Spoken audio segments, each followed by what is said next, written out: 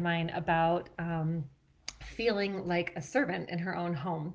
And when we were talking about things, we kind of really realize that there is a difference between being of service that comes from an inspired place, from a heart-centered place, and being feeling like you're in servitude. And that's a lot of obligation and have to, and this belief that parts of us carry that we have to do the thing, that we don't have a choice, that no matter how we're feeling, we have to cook the dinner or walk the dogs or get the email back or that sort of thing.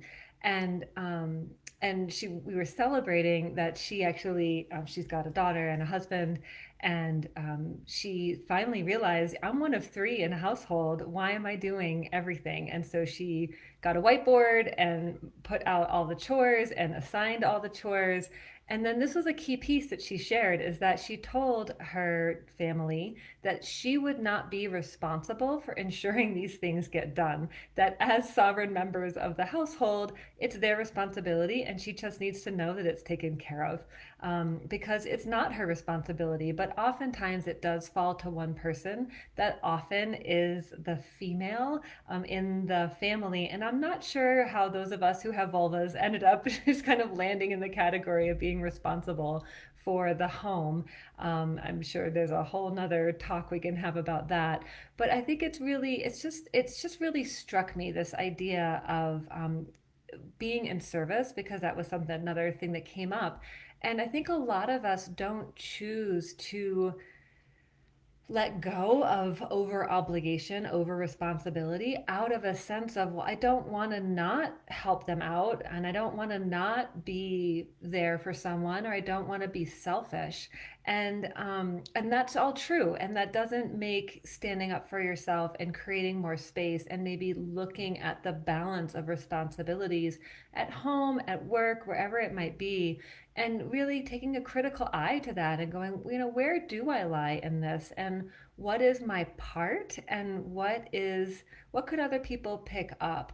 Something we were laughing about is that she's like, I'm not a very good cook. I cook, and my everything I cook is just kind of but my husband's a really great cook.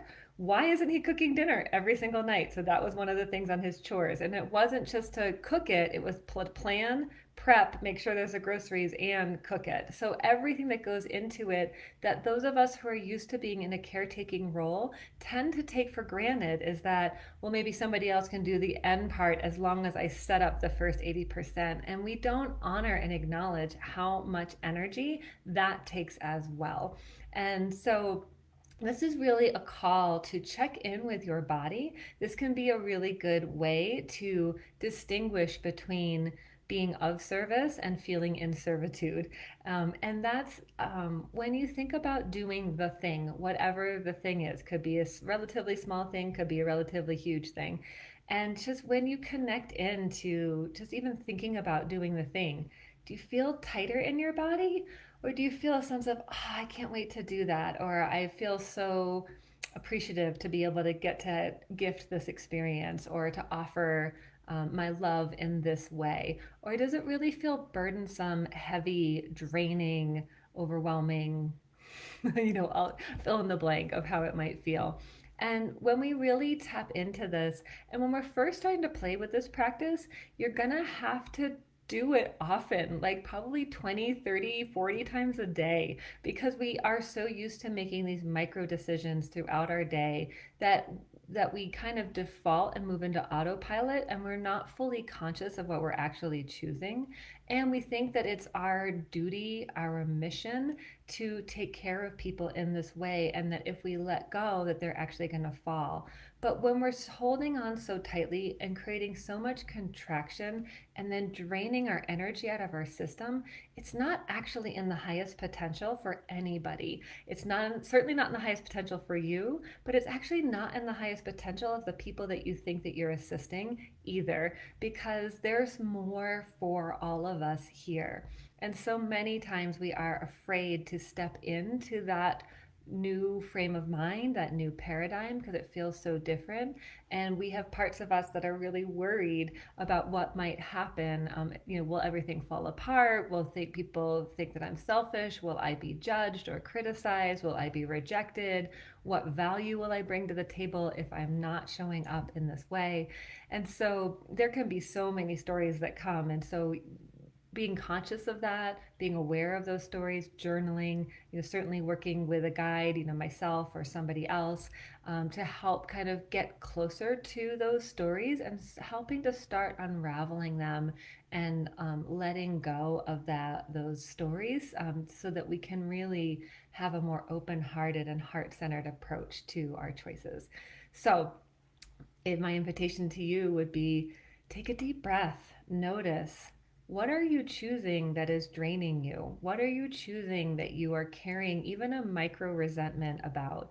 And then look and see, is there another way? Is there another option here? Or could I simply just put it down and see what happens? What would happen if nobody picked it up?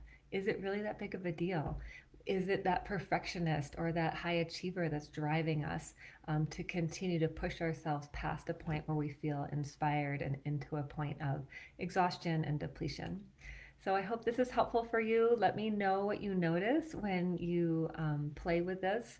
And if you're interested in exploring more, please join us where I'm going to be starting a Pura Vida membership. So that's a community, and we're going to come together live on Zoom once a month.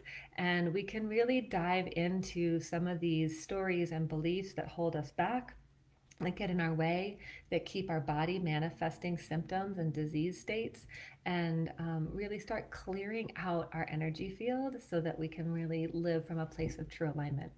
And if you're interested, I just was inspired this weekend to create a retreat in Paris, April 26th through 22nd through 26th this coming spring.